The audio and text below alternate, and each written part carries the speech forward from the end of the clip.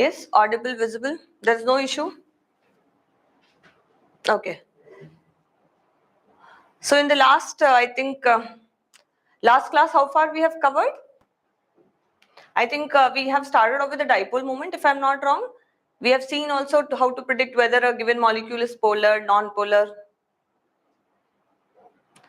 I think we have done that.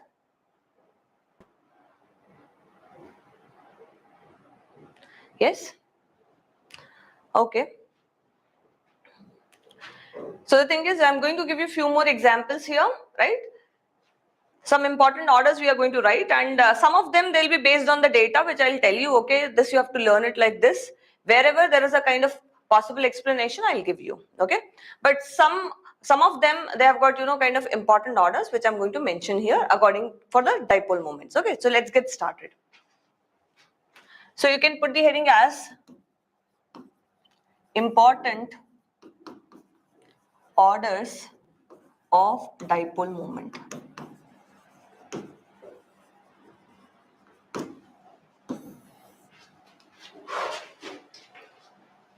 Right?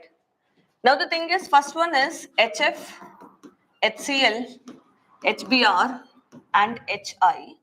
Now for them, dipole moment is like this only. The thing is, normally when we go for dipole moment, mu is equal to Q into D. And basically this Q factor, which is basically we determine from the electronegativity difference, that basically dominates, right? So here also the same scenario, it is dominating here.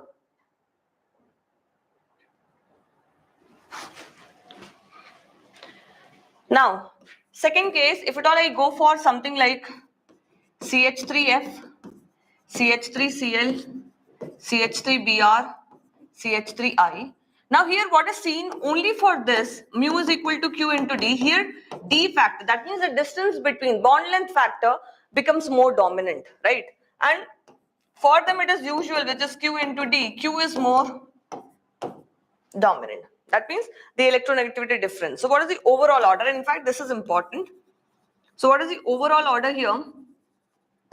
Overall order is basically CH3Cl, after that CH3F, and after that you are having CH3Br and you are having CH3I. Now, next is, suppose I give you HF, H2O, NH3. So normally based on the electronegativity, we'll be doing it like this, order of dipole moment. But in your NCERT, they have given you for H2O greater than HF. They have given the value. So basically you stick to this, because the thing is, NTA will be preferring the data or else whatever is mentioned in NCERT, right? But ideally it should have been like this. Now, next one is what you are having is, suppose we go for CCl4, and this particular second order which I have written, this you will be coming to know in your haloalkanes chapter, okay? But still it is important, it is asked. Now here it could be CHCl3, you are having CH2Cl2, you are having here CH3Cl, right? Now we know that the dipole moment here is 0. So can I directly comment as the number of chlorine atoms here, they are increasing, right? We'll see that the theta increases, and if theta increases, cos theta is going to decrease, and because of that mu decreases, right? Angle between, because the bulkier groups are increasing now. Basically, I just want to say like this, if at all I am having two dipole moments present at, some angle, so what is the resultant we give by? We give by one formula, which is mu1 square plus mu2 square plus 2 mu1 mu2 cos theta. This is the formula which we refer to, right? So here, if at all, as the number of chlorine atoms are increasing, I am saying that according to the geometry only we are saying, so according to geometry only you are able to see, as the number of chlorines are increasing, what is happening here? Mu is becoming like less, so that's what will be the order of mu. Okay. Now one more order which is there, basically H2O2, you remember this is like it is greater than H2O. Similarly, I am having CH3Cl whose mu is more than H2O.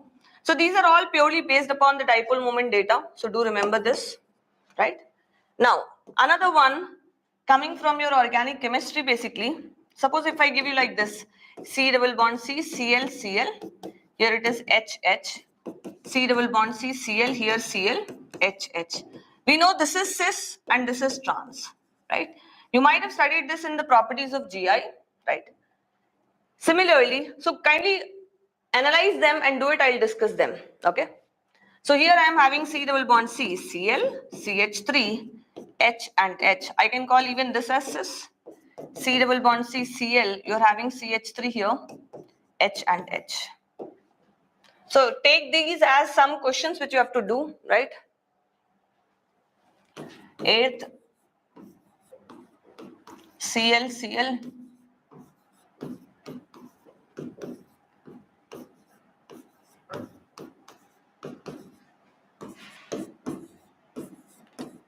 Cl, CH3. Compare them, I'll give you some time. This is Cl, CH3. OH, NO2.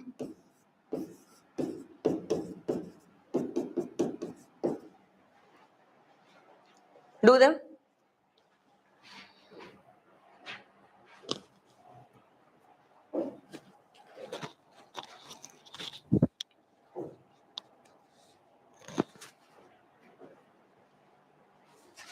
And once you are done, let me know.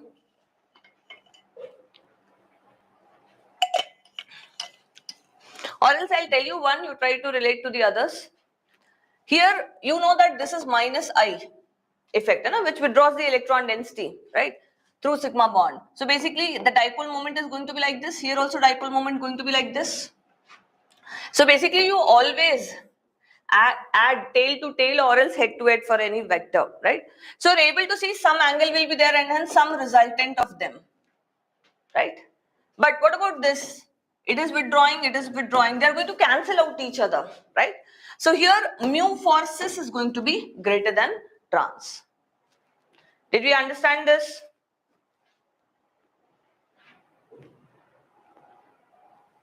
Did we understand this? Is there any issue to anyone? This particular example which I have given. Understood, right?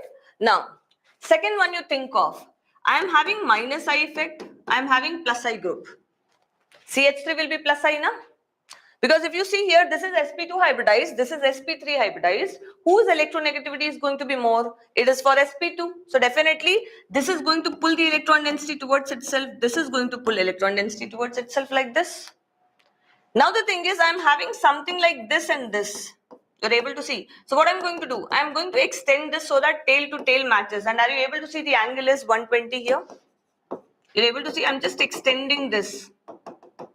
So you're having angle as 120 degree. What about this? Cl, dipole moment towards here. Angle here is 0. So basically, whose dipole moment is going to be more? It is trans and it is cis. So whenever it is like two different natured groups attached here across this double bond, that means two different natured means one is electron withdrawing, another one is electron donating, right? In that case, you are having trans dipole moment greater than cis.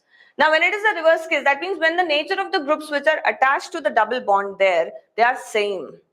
That means both of them, either they'll be electron withdrawing or else both of them electron like releasing. In that case, cis will be more. Are these two examples clear to all of you?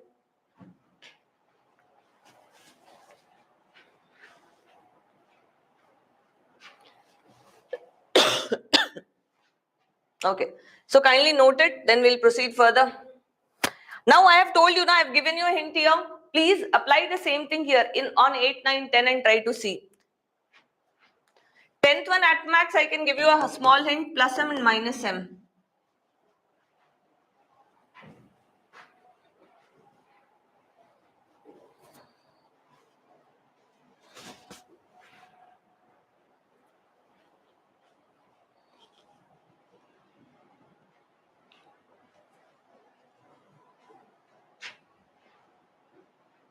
And once you are done, let me know.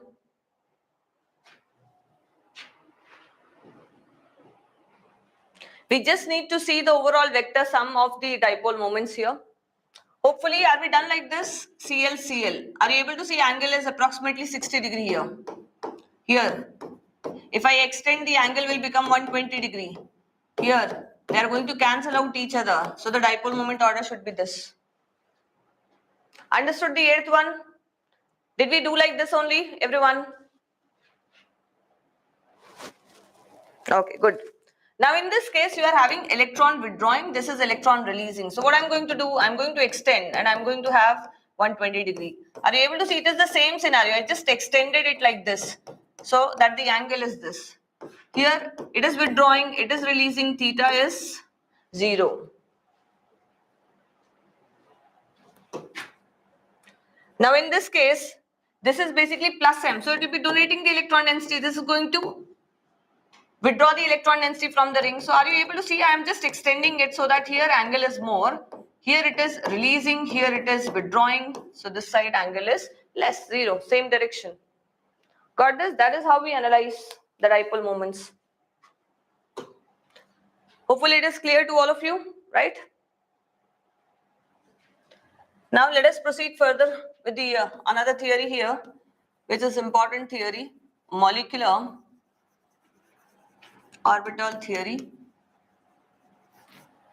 which is basically MOT, right? And this was, in fact, this is very important theory.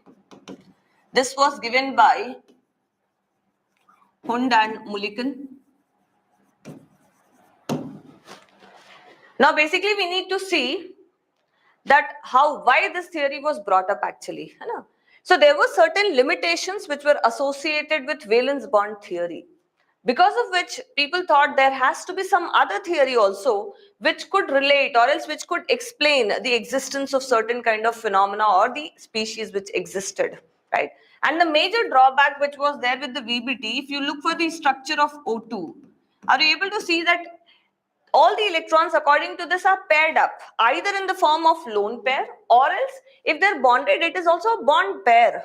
There is no scope of unpaired electron here. Normally we relate to the unpaired electron as a paramagnetic species, any species which is having unpaired electron as paramagnetic, right? But what VBT saw that everything is paired up here either in the form of a bond pair or else in the form of a lone pair, right? So they declared this to be a diamagnetic species, right? So ideally, if at all we should perform the experiment, so diamagnetic substances should be repelled by the magnetic field, right?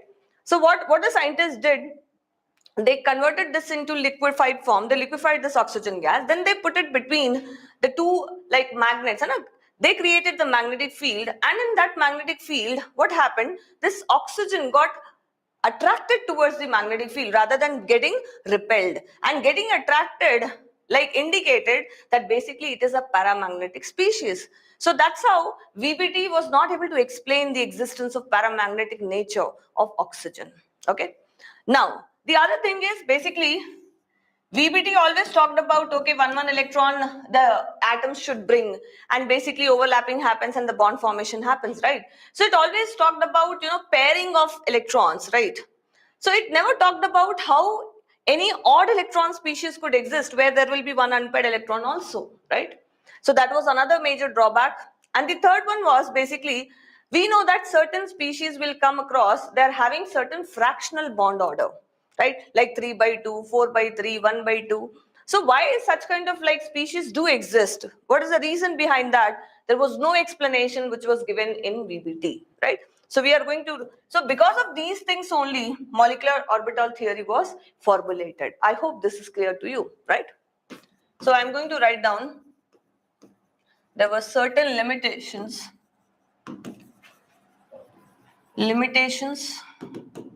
with VBT due to which MOT was formulated. First one being, according to VBT, O2 is diamagnetic species, but in reality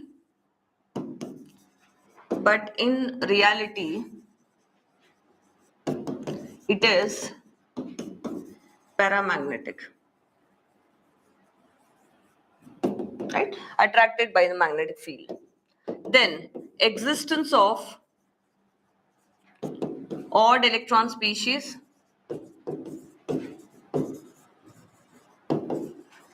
could not be explained by VBT. could not be explained by VBT. And the last one, for certain species,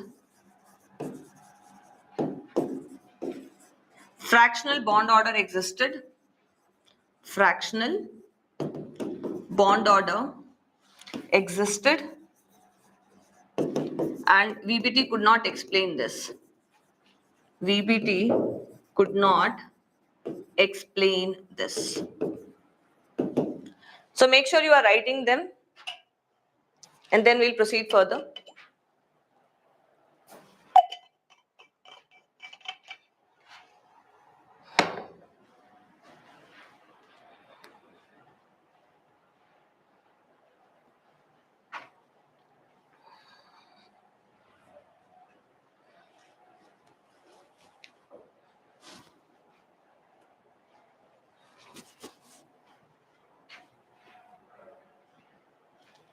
Yes, are we done?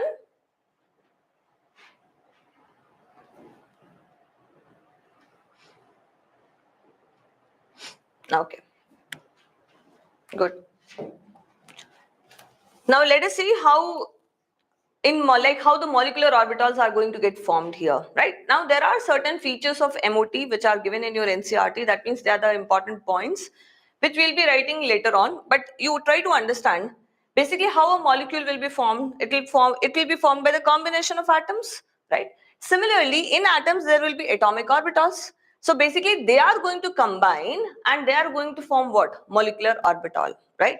And the process by which these atomic orbitals are combined, that is basically known as linear combination of atomic orbital, right? Now there is certain more thing which you must know, that the way we have learned about hybridization, that any orbital cannot participate. It has to be like having comparable energy, proper symmetry. They can only combine in this hybridization. Similar way here also, only those atomic orbitals which are having comparable energies and the symmetry, they basically, kind of combine to give molecular orbital. Okay. Now, another important point from here is basically what we are going to have is how many number of atomic orbitals are basically combining to form the molecular orbital. Those many molecular orbital are going to get formed. Suppose if at all I talk about one atom, it is giving its 1s, another atom also giving its 1s. So I'm having two atomic orbitals with me, right? So they are going to combine and they are going to give me two molecular orbitals, right? And one will be naming them as bonding molecular orbital and the other will be naming it as anti-bonding molecular orbital, right? So basically what we are going to do is we are just going to first see how basically this particular molecular orbitals are going to get formed. Now, one more thing you must understand, that we know that there is like particle wave duality nature, dual nature for electron. Do we agree? Right? We have already studied about that. Now, the thing is, when I'm considering electron as a wave in an atom, right? So we know that everything about that electron wave is written in the form of what? A wave function psi. Right? For every atomic orbital, you will be having this particular psi where your electron will be found. Yes or not? Right? Now the thing is, the way normal waves, they undergo constructive interference or else destructive interference. Similarly here also, electron wave which are present in these atomic orbitals, they are undergoing constructive interference and destructive interference, right? Now, you try to relate it to the constructive interference, like you might have visited beaches, right, in your vacation time. So constructive interference, you might see, no, if at all far away distance, you are able to see small waves approaching you. Maybe later on, they become little bit bigger, right? So what has happened? All those small waves, they have done constructive interference and taken the form of a bigger wave. That is what is constructive, helping out each other there, increasing each other's amplitude, right? Now, the thing is, if at all, you might have also seen the reverse also. That means you might see from a far distance on the beach that, okay, a very big wave is about to like hit you. But the thing is, maybe by the time it reaches to the shore, it becomes smaller or even finishes off, right? So that is because of some cancellation of its amplitude by other waves, right? So there is destructive interference there. Getting it? So let us try to see here. So I'm going to write down the molecular orbital. MO is molecular orbital. Okay? are formed by constructive and destructive interference of the atomic orbitals. I'm directly writing atomic orbitals because electrons are present there only, right? Now, if at all I talk about constructive, so let us say one wave I'm giving you plus minus, another also I'm giving you plus minus, and I'm saying that this is psi A, this is psi B, you know? Like you are having one atomic orbital here. This is representing the atomic orbital, right? And psi A is the amplitude of it. Psi B is also the amplitude of it. Now the thing is, are you able to see same sign of the waves which you are able to see, or the wave function, and you are having positive here? So basically I'll say that this is in phase combination, in phase, or else we say constructive interference.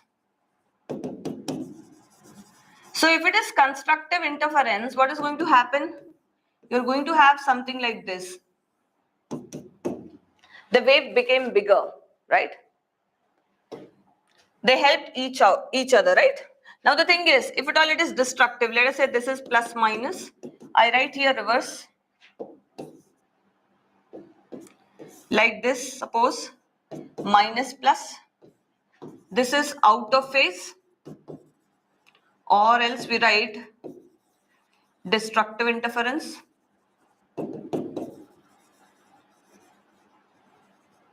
Right? So in this case, if at all the amplitudes are not same, then we might see some cancellation here. Are you able to see? This is a bigger wave I've given you. This is a smaller one. There is some cancellation. If the amplitudes are equal, that means if at all I give you equal and opposite like this, equal and opposite. This is plus, in fact minus plus. So in fact these two can result in no wave. Are we getting it?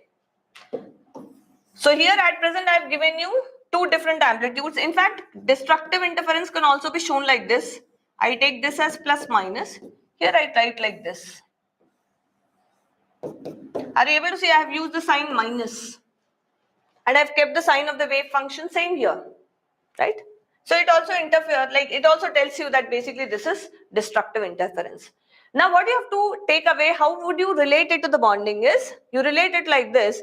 If at all the atomic orbitals are undergoing constructive interference, so basically what is going to happen? The electron density is going to increase up. The electron density between the nuclei is going to increase. Here what has happened? Some cancellation. So the electron density is going to decrease. Getting it? So please write this down.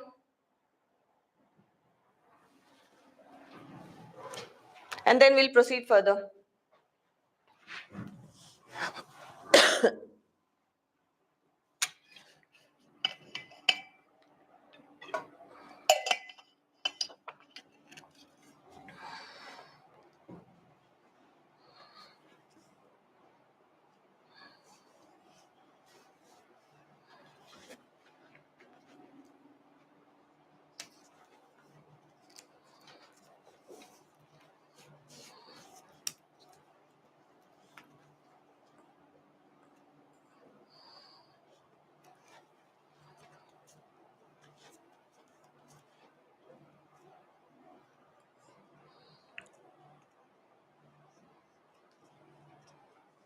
Yes, are we done writing?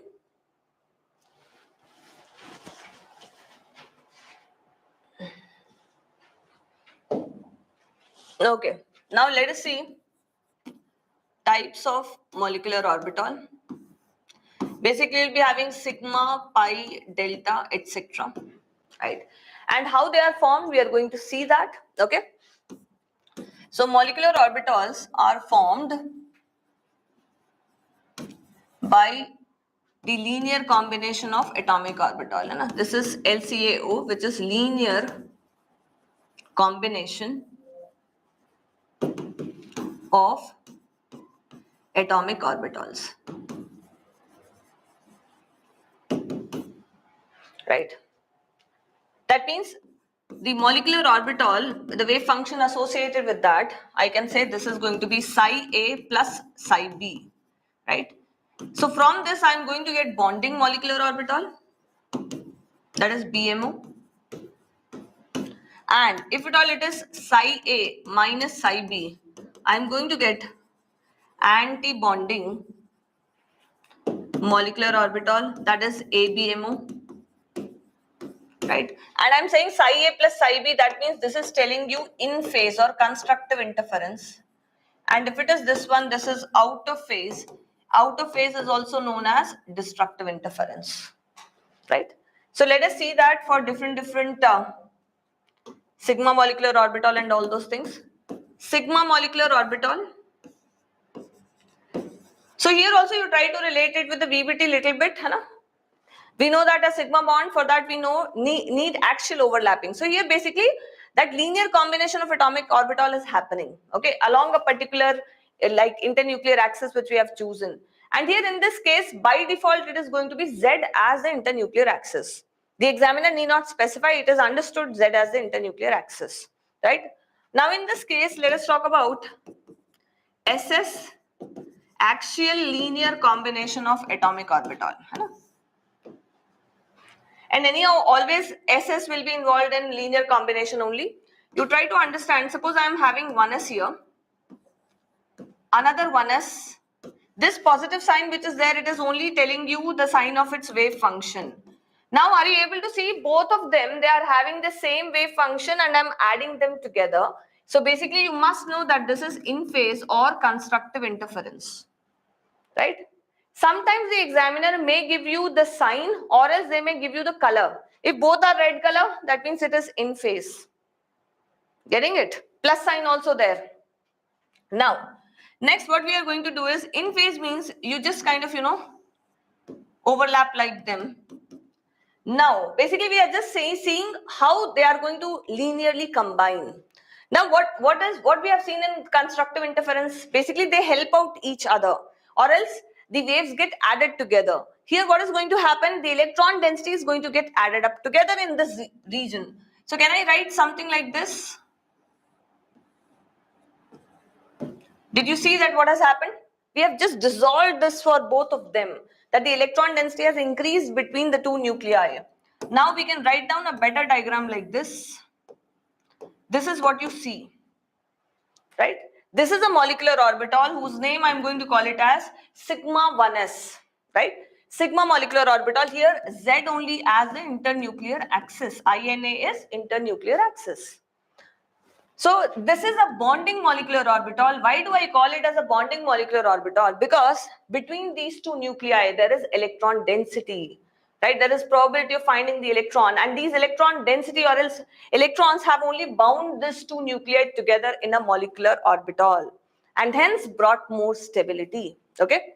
Now, the thing is, I'm going to write down one thing here. Here I'm saying that there is no nodal plane. Nodal plane is what? A plane where there is no probability of finding electron. Now the thing is that nodal plane has to pass through the middle of this particular nuclei, right? So are you able to see, if at all I pass a plane, imaginary plane through this, everywhere I am finding the electron density. So nodal plane here is 0. Now there is a kind of symmetry which is associated here with the sigma molecular orbital. So how the symmetry is there? I say that there is cylindrical symmetry. Now what is the meaning of that word cylindrical symmetry? That means this is the internuclear axis, right? If about this internuclear axis, I rotate this molecular orbital by 180 degree, do you think the sign of this wave function is going to change? Will it become from plus to minus? It will not, right? So that is the reason I say that the sigma molecular orbital is having cylindrical symmetry, right? So make sure you are writing this first of all, and I'll write down the definition for cylindrical symmetry here.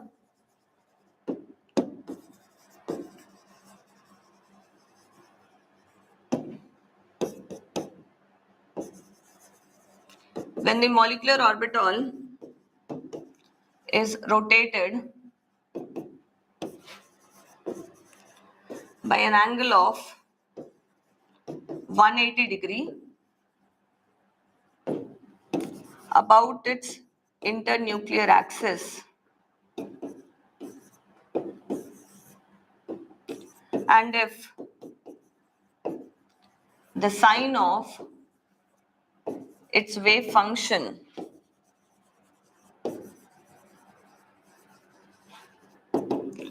does not change,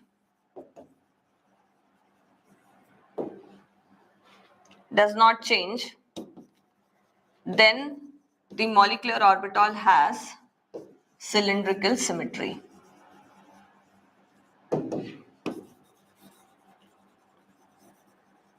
Right? So I'm going to write down a note here. All sigma molecular orbital have cylindrical symmetry.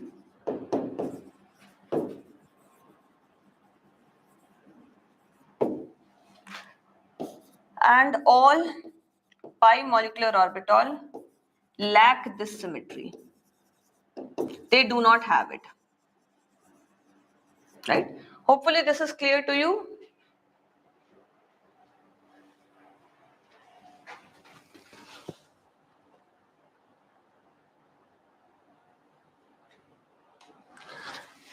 Yes, is there any doubt to anyone in this? SS, axial linear combination of atomic orbital? To anyone understood what is cylindrical symmetry? Nodal plane already you people know, right? You've already studied in the atomic structure also. Clear? No? There should not be any doubt. And all these, like the structure of the sigma 1s or sigma star 1s, what we are going to see, it is going to be like it will be like it is there in your NCERT and it could be asked, right? So please note down, then we'll proceed further.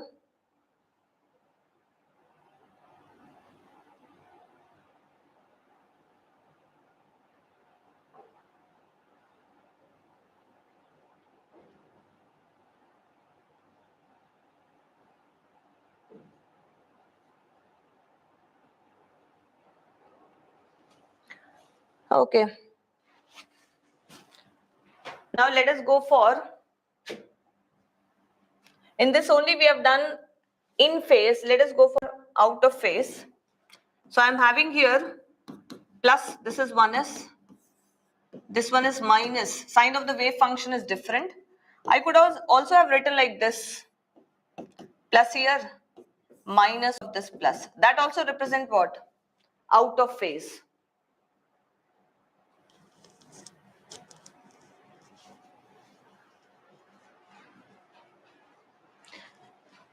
Samsung Galaxy, can we be a little bit quiet there, beta? है ना? Curiosity is good, but curiosity kills the cat. We might have heard of it. है ना?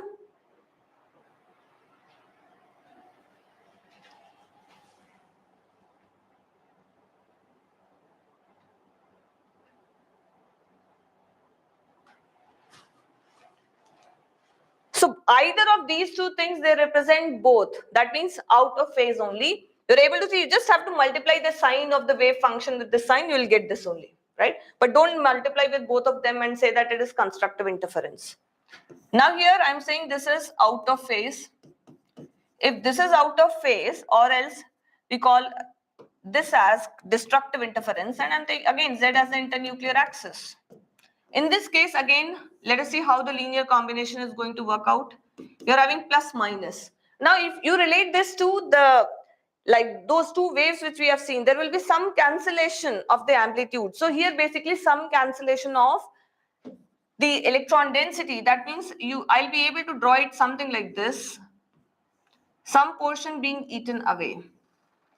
This is like plus minus. Are you able to see that? This portion which was common, it is gone. So in fact, we'll be able to draw it in a better way like this. Plus minus, right? Now, are you able to see this one is sigma star 1s? We denote anti-bonding molecular orbital with a star, right? So you're having sigma star 1s, this is anti-bonding molecular orbital. Now, are you able to see basically, is it having cylindrical symmetry? If I rotate this molecular orbital about this 180 degree, the sign is going to remain the same, na? It is just going to flip like this. So it will be having plus there, minus there. It's not reversing or interchanging, right?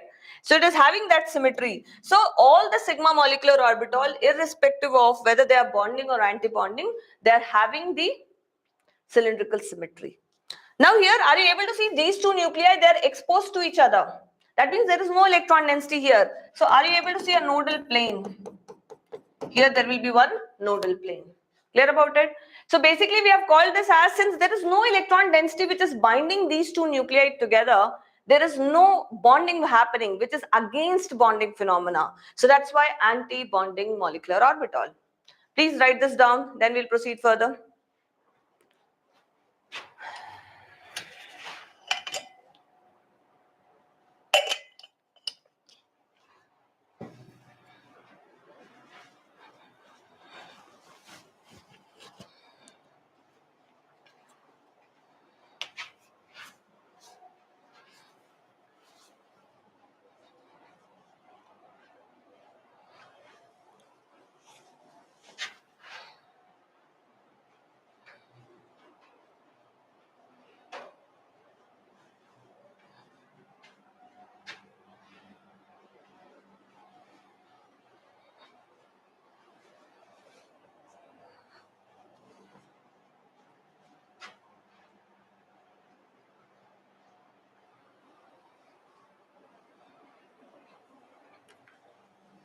I hope it is done. Now let us go for, in this case, PP axial linear combination of atomic orbital. So you know that it is by default Z as the internuclear axis. Then what we are going to take here?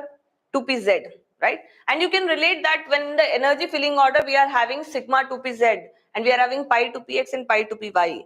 So it indicates that Z is the internuclear axis, because if you take 2pz, 2pz, Z is the internuclear axis, then only sigma bond formation happens. So here we are going to take this as plus minus. This is 2pz. Again, I'm going to take one more 2pz. And are you able to see it is going to be in phase combination or else constructive interference? Sign of the wave function same, and you are having like adding them together, right? So this is in phase. If it is in phase, simply what you do, plus minus. Here also you go for plus minus. Now the thing is, in constructive, they are going to help out each other. So the density is going to increase in between the two nuclei. These are the two nuclei which you see. So basically it is going to be something like this. Minus here, plus here. So these are the two nuclei which you are able to see. Right? And basically I will call this as sigma 2pz. A sigma molecular bonding molecular orbital, and this one Solent part with the positive sign of the wave function, it is telling you that majority of the electron density has been pushed in this particular region, right? Now here are you able to see that there will be cylindrical symmetry, because if I rotate, the sign of the wave function of this particular molecular orbital is not changing, and there is no nodal plane here. Nodal plane is 0, and this is bonding molecular orbital. I hope this is clear to you. Please draw this. This again Z as the internuclear axis. INA is internuclear axis.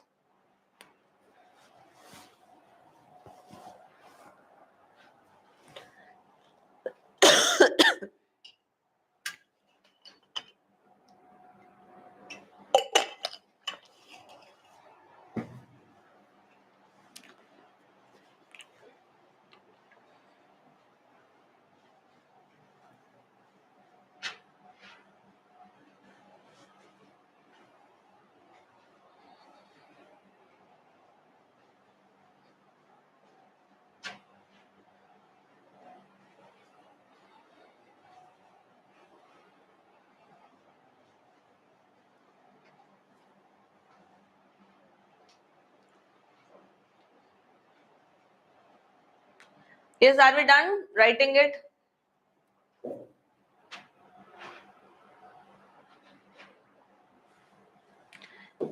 Okay, now let us see out of phase for the same thing. This was in phase.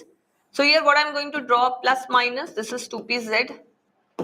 Here you will be having minus plus, it is also 2pz. Now this is going to be out of phase. And here again Z as internuclear axis. So basically what we are going to have is, okay fine, you can overlap like this, plus minus, minus plus like this. And again, you will be able to appreciate that some portion will be eaten away or else cancelled, plus minus like this, minus plus. So basically, if at all I want to represent it in a better way, what I'm going to write is like this, a small lobe and a bigger lobe like this. That means the electron density has been pushed backwards. Here you are having minus plus, right? Now the thing is, this is what you have got is basically you're having sigma star 2pz. And are you able to see a nodal plane here? Nodal plane is 1, right? And again the cylindrical symmetry is there. Because if you rotate it, the sign of the wave function of the molecular orbital is not changing, right? Please draw this, then we'll proceed further.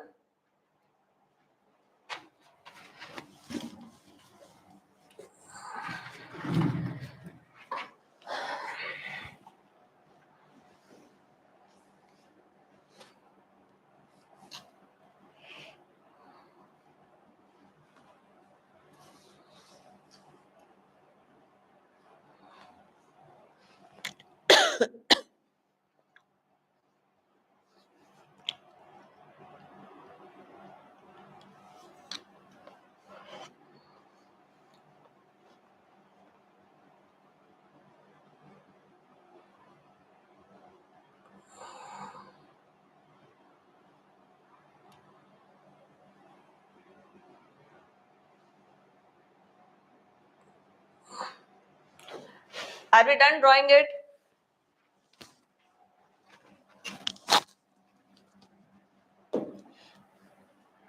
Now let us go for the second one, which is pi molecular orbital. So definitely for pi molecular orbital, S is out of the question, right? Only thing is, now we are going to take either 2px or 2py, because by default what we are taking is, we are taking Z as an internuclear axis, right?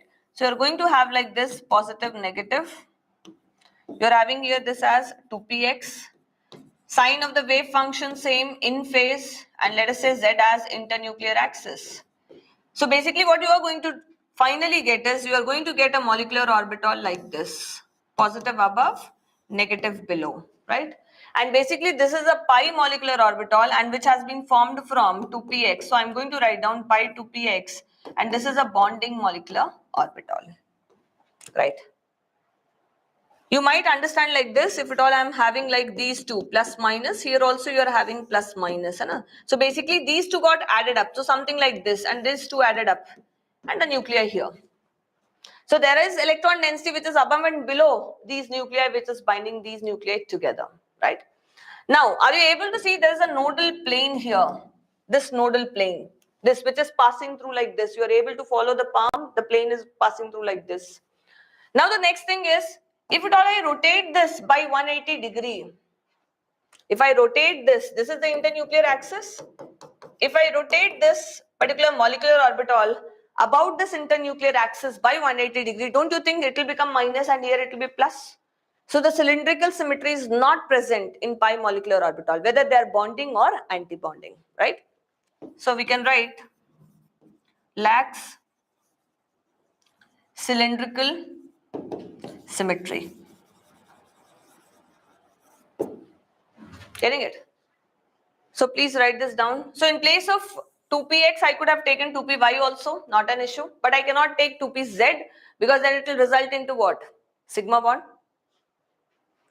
And basically sigma molecular orbital, and in fact we are looking for pi molecular orbital. So make sure that you are writing this. Then we are going for out of phase. You are having plus minus here. Here you are having minus plus. This is also 2px, 2px. Here I am going to write down out of phase, and you are having Z as internuclear axis. So basically we are going to have something like this. This is plus minus, minus plus, right? So this basically I got it as pi star 2px, right? Some cancellation would have happened like this, you can understand, plus minus. Here if you overlap this is going to be minus plus, so something like this, some portion of this gone. Here also some portion gone like this. So because of that only that particular shape, right? Now the thing is, here again it is not having any kind of cylindrical symmetry. This is what is your internuclear axis, and this is also one of the nodal planes, and you are able to see nodal planes here. How many nodal planes here? Nodal planes is 2. Getting it? So it is pi star 2px, which is anti-bonding molecular orbital. So all these diagrams you must, kind of take care of.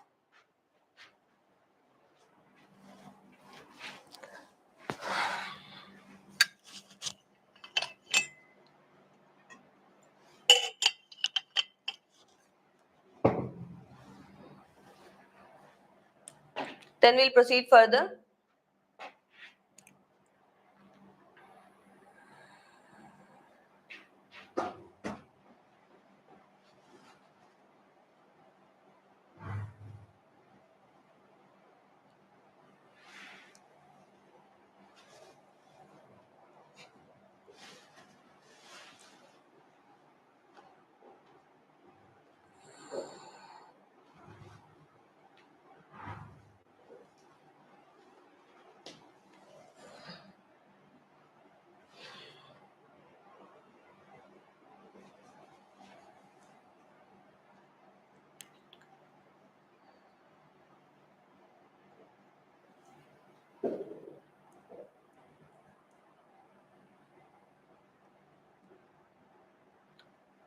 Yes, are we done writing? Let me know.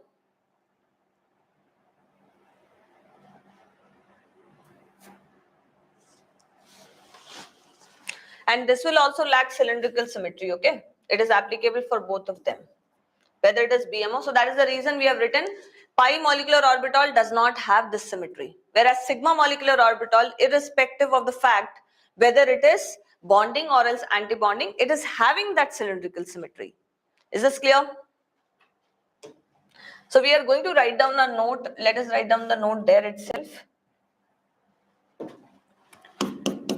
So in this, are we having, if at all we are having sigma molecular orbital, in that we are having bonding molecular orbital and anti-bonding molecular orbital. We are going to have nodal plane as 0 here. Here nodal plane is 1. Then if at all I am having pi molecular orbital, again in this I am having bonding molecular orbital and anti-bonding molecular orbital. Here nodal plane is going to be 1 and here nodal plane is going to be 2, right? So you can remember like this directly. Now after this we are going to write down the features of MOT after understanding how the molecular orbital is being formed, right? So you understood that from the 2 atomic orbitals you are always going to get 2 molecular orbitals. So from this 2px, whether it is sideways or whether it is basically axial, right? So in fact we could have written like this: pp sideways linear combination of atomic orbital, right? In this only I am saying this pi molecular orbital will be formed by pp sideways linear combination, whether it is in phase or out of phase. Hopefully you just add on to this, okay? So now let us write down the features of MOT. This we are writing because sometimes the examiner may give you certain points about MOT and they can ask you which of the following is not true about MOT or which is true about MOT, right? So these are the simple things which we are just going to write down now, having the basic understanding of the formation of molecular orbital. This will be a better phase to learn this. So you can write along with me because these are all the simple points which I've already discussed, right? So we are going to say electrons in an atom are present in atomic orbital, and I am writing the shortcut which I am using here. AO for atomic orbital, MO is for molecular orbital. So electrons in an atom are present in atomic orbital, and electrons in a molecule are present in molecular orbital. Now, the atomic orbitals having comparable energy,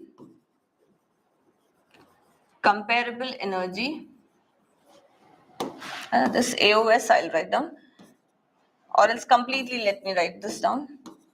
So the atomic orbitals having comparable energy and proper symmetry only combine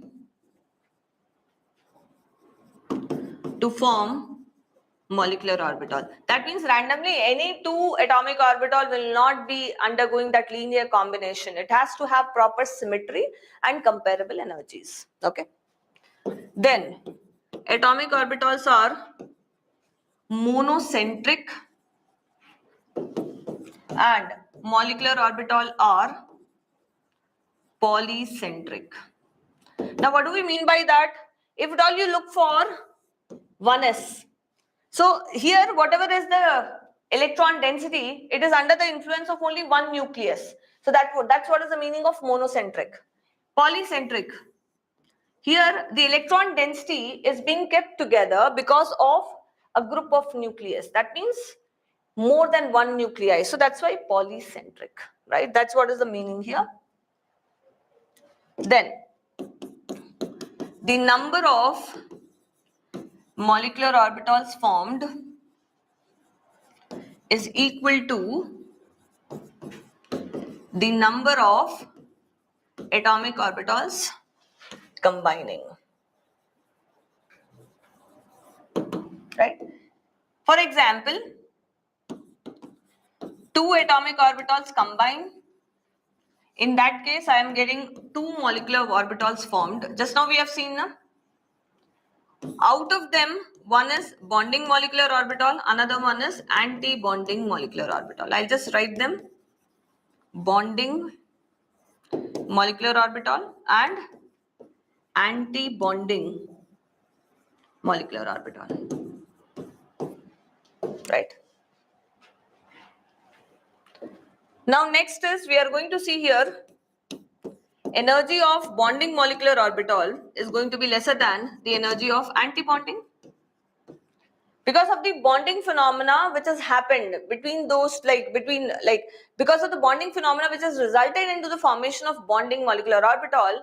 Basically it has more stability has come, and more stability means less energy.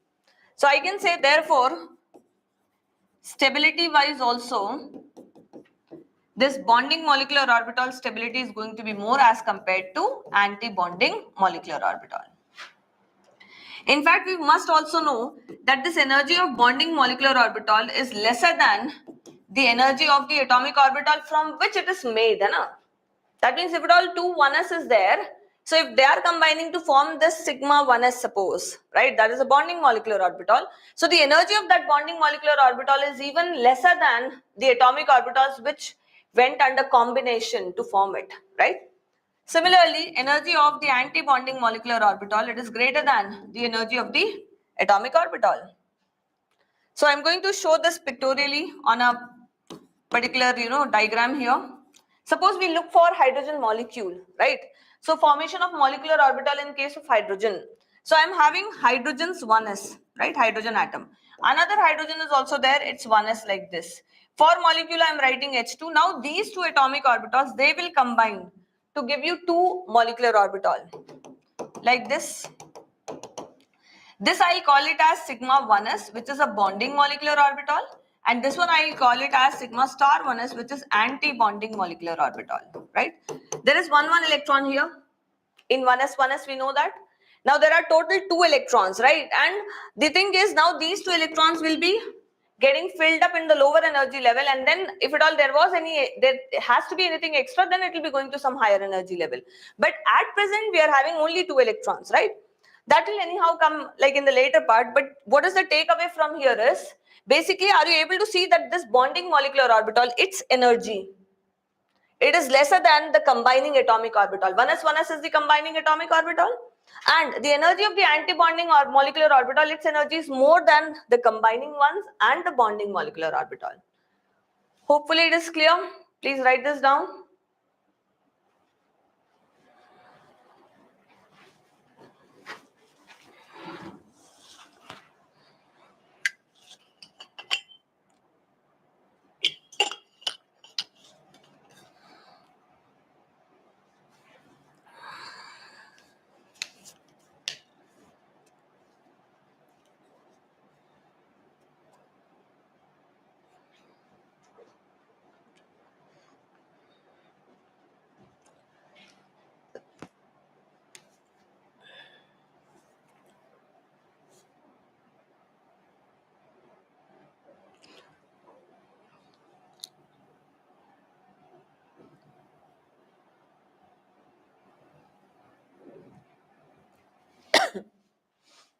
Written? Okay. Now next point, the electron probability distribution around a nucleus in an atom is given by atomic orbital. Similarly, electron probability distribution around a group of nuclei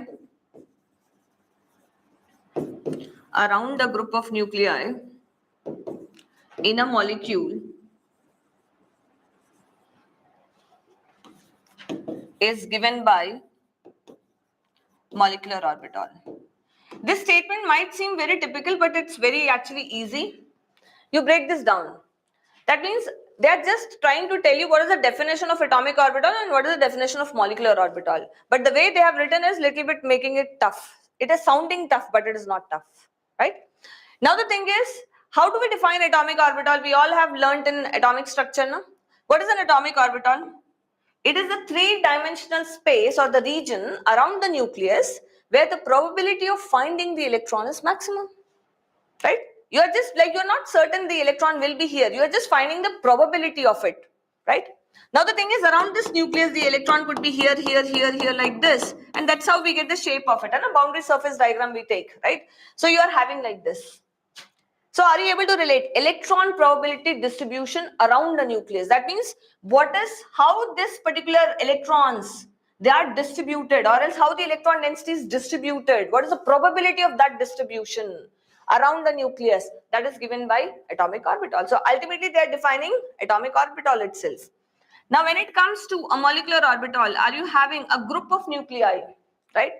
Here I have just shown two because this particular molecular orbital has been formed from the combination of two atomic orbitals. So basically, what is the probability of finding the electron around this group of nuclei is only molecular orbital, right? Where the probability of finding the electron is maximum, we can say, in a molecular orbital. Getting it? So that's what electron probability distribution around the group of nuclei in a molecule is given by molecular orbital, right? And the last one, the electrons are filled up in various molecular orbitals according to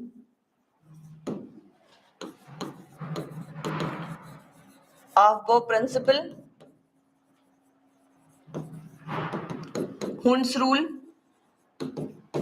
Hund's rule of maximum multiplicity, and Pauli's exclusion principle.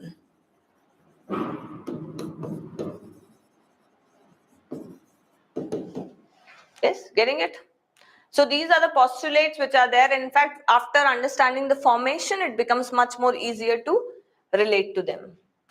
So I'll just show you these 2 points so that you can write it and then we can proceed further.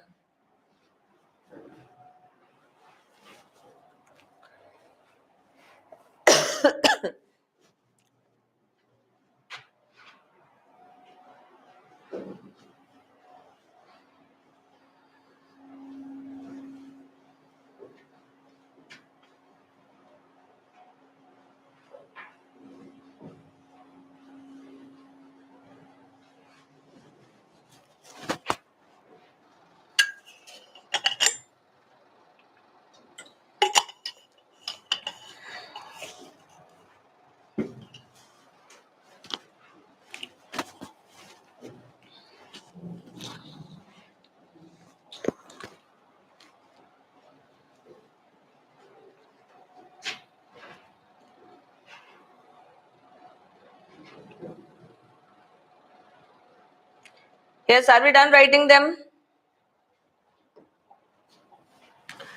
Now let us go for important points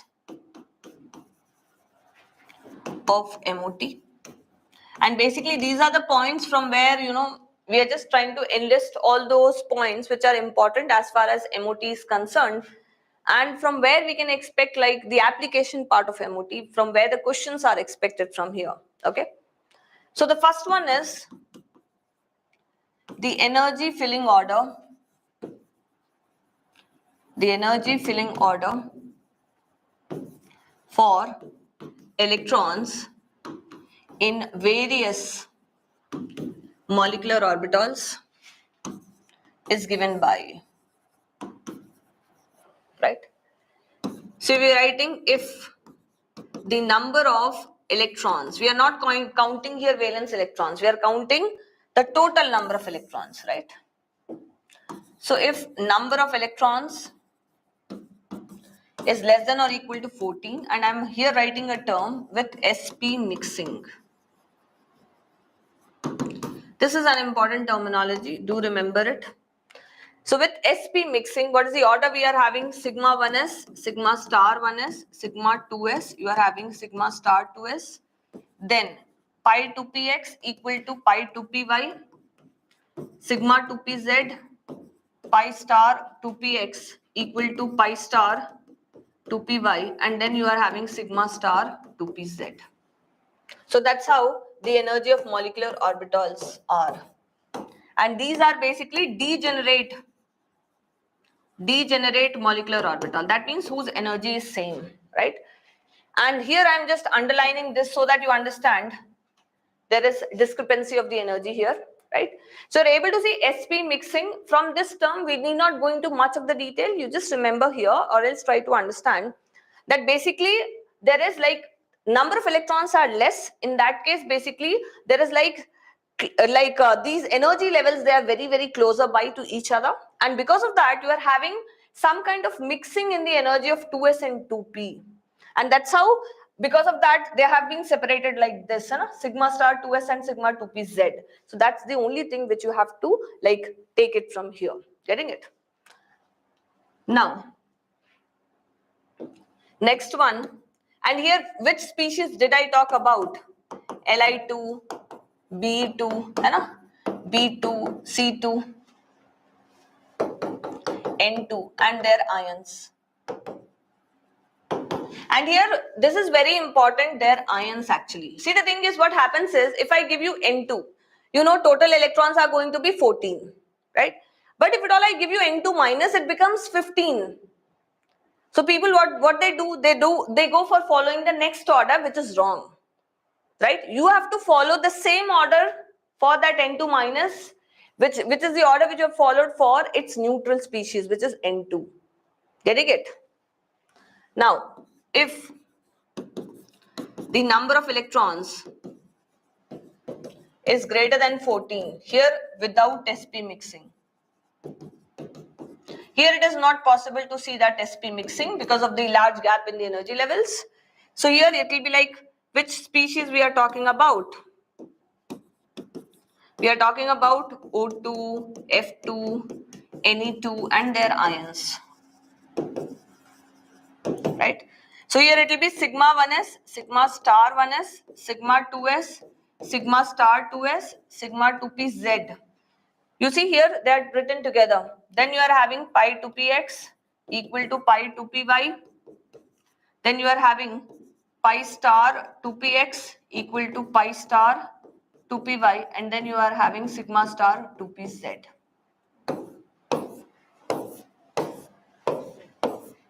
Right?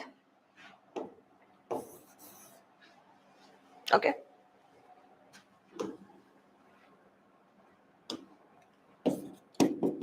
For hydrogen H2, He2 and their ions, here there is no sp mixing. For the max only 4 electrons possible, so we can simply write sigma 1s and sigma star 1s. And basically we are following this only, but only thing is I just wanted to say there is no sp mixing in this case, and we are just writing part of this only. Getting it? So please make a note of it, then we are going to proceed further.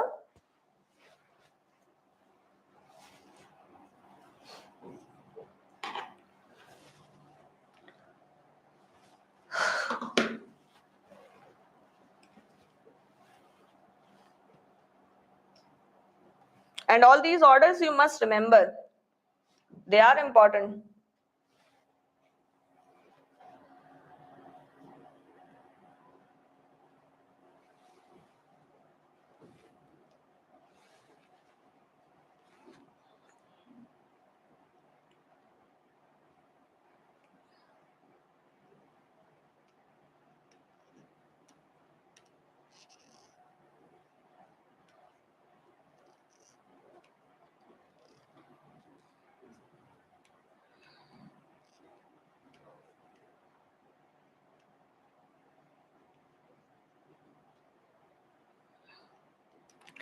I hope we are done writing it.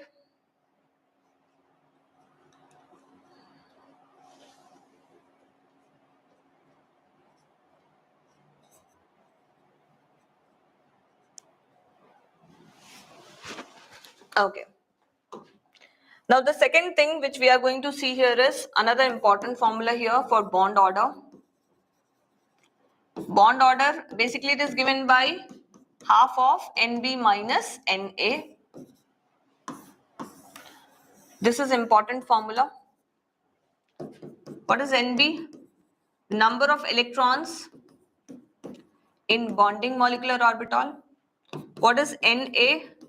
Number of electrons in anti-bonding molecular orbital, right? Now here we must know few relations, that if at all bond order is higher, bond length is going to be lesser. And if at all bond order is higher, then bond dissociation energy or bond energy I am talking about, that is going to be more. Right? Because it takes more energy, more effort to basically break a triple bond as compared to a double bond or else a single bond. And higher is the bond order, that means it is difficult to break this bonds between them. So that means higher is the stability. So this is also important, which we are writing here. But sometimes it may happen that the bond order for two of the species may be same. In that case, how do you identify which one is more stable? We just need to focus on who is having more number of electrons in the anti-bonding molecular orbital. So if it is having more number of electrons in anti-bonding, then it is going to be less stable. Okay. So here I am writing, if bond order is same, then the species,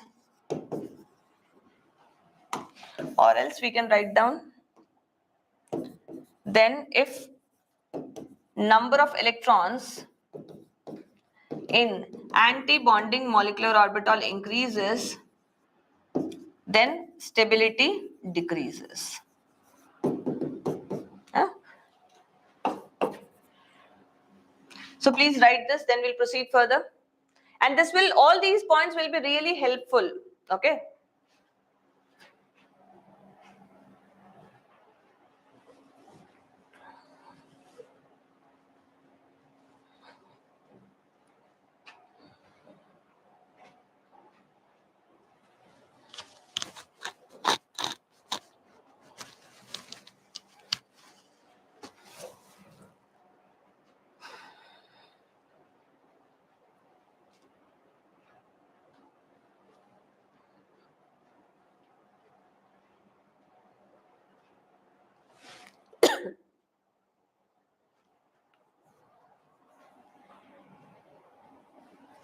Yes, hopefully it is written by everyone now.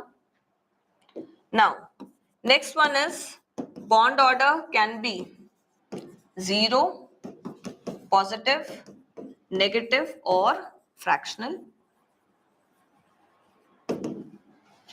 Negative in very rare scenarios, only in the excited state for certain species, it can exist for little bit of time, right? Or for a very short period of time.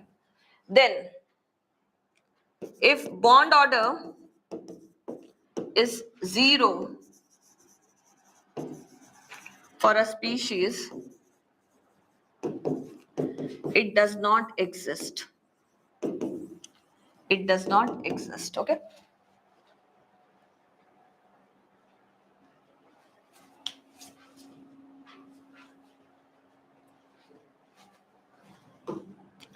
Now let us see the case for oxygen itself. Let us suppose one example. For O2, you have to find out the bond order, right?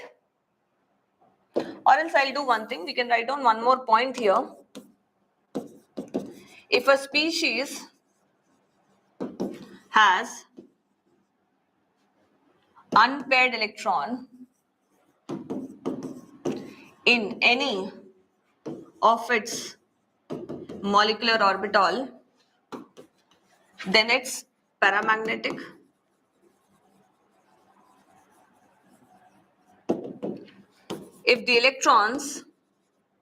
If all the electrons are paired up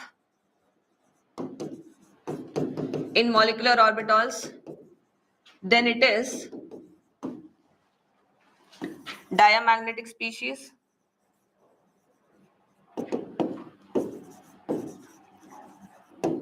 Right? For example, let us go with oxygen. Oxygen is basically 16 electrons in total. How am I going to calculate its bond order? And how am I going to prove whether it is diamagnetic or paramagnetic? So for 16, so it is greater than 14 electrons.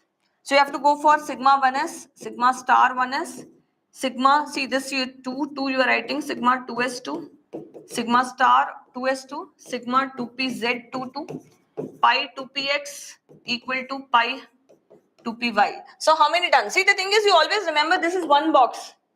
Capacity of one box is still 2 electrons. So we have written now all the rules like Aufbau principle, and you are having Pauli's exclusion, and you are having Hund's rule. Hund's rule, what does it say? Pairing will not occur till the time the degenerate orbital have 1 electrons in them. So what we are having here, total 16. So 2 to 4, 5, 6, 7, 8, 9, 10, 11, 12, 13, 14, right? Then pi star 2px equal to pi star 2py and sigma star 2pz. So we are going to write down 1. Don't write down 2 and 0 because they are degenerate molecular orbitals. Here I have directly written 2 because I knew that there are 4 electrons. So it is going like this only. Are we getting it? So 1, 2, 3, 4, 5, 6, 7, 8, 9. Hai? So basically you are having totally 16 electrons here. Able to see 2 to 4, 6, 8, 10, 12, 14, 15, 16, right? Now, if at all I have to calculate the bond order, how am I going to calculate here? Nb minus Na upon 2. What is the number of bonding electrons? That means basically those without star. 1, this one is like 2 to 4, 5, 6, 7, 8, 9, 10. You are writing 10. How many antibonding? 2 to 4, 5 and 6 divided by 2. So 4 divided by 2, it is 2. Is it paramagnetic or diamagnetic species? It is going to be paramagnetic species because in its molecular orbital, you are having unpaired electron, right? So this is going to be paramagnetic species. Yes? Yes, understood everyone?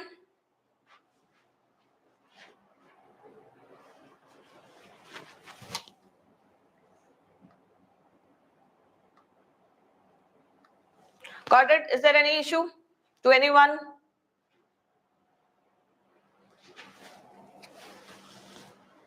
Clear? Okay, good. Right? So for the next class, do remember all the orders which I have given you, right? And make sure that, because the thing is, then when we are doing certain questions, we are not referring back to the orders. Hai na? There are only 2 orders which you need to remember. Please remember that, and that is absolutely fine with you. Okay, and what kind of questions could be more asked from here? We'll see that in the next class. Okay, is that okay with all of you, right? Yes? Okay, good. Have a nice day. Thank you and have a nice day.